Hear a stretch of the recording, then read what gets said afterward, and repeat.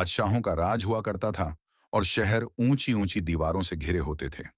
एक दूर देश में बादशाह जलालुद्दीन राज करता था।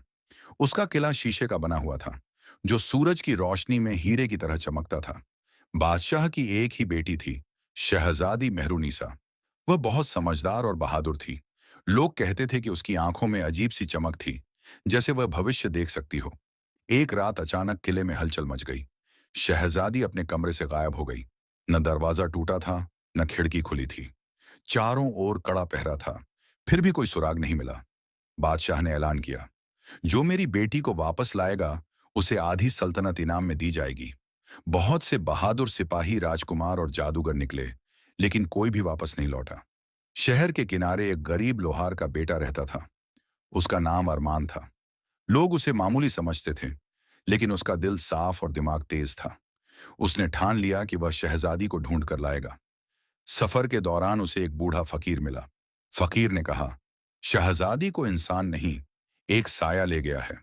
उसे ढूंढने के लिए हिम्मत से ज्यादा सच्चाई चाहिए। फकीर ने अरमान को एक पुराना शीशा दिया और कहा, जब भी तुम्हें धोखा महसूस हो, इसमें देखना। अरमान घने जंगलों, सुनहरे रेगिस्तान और अंधेरी गुफाओं से गुजरता हुआ आखिर एक पुरानी हवेली तक पहुंचा, जहां चारों तरफ सन्नाटा था। अंदर जाकर उसने देखा कि शहजादी एक अजीब से साये की कैद में है। वह साया असल में एक पुराना वजीर था, जो काला जादू जानता था। वह शहजादी की रोशनी चुराकर हमेशा जवान रहना चाहता था। अरमान ने फकीर का दिया हुआ शीशा निकाला। जैसे ही उसने शीशा साये के सामने किया, साये का असली चेहरा दिखने लगा। वह कमजोर और बूढ़ा था। साया चीखा, लेकिन सच्चाई की रोशनी से पिघल गया। शहजादी आजाद हो गई।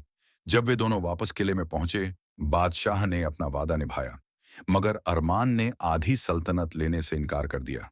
उसने कहा, मुझे सिर्फ इतना इनाम चाहिए कि मैं अपनी मेहनत से जी सकूं।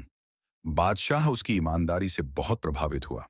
आखिरकार शहजादी ने खुद अरमान को अपना जीवन साथी चुन लिया, और इस तरह शीशे का किला सिर्फ रोशनी से ही नहीं, बल्कि सच्चाई और साहस से भी चमकने लगा।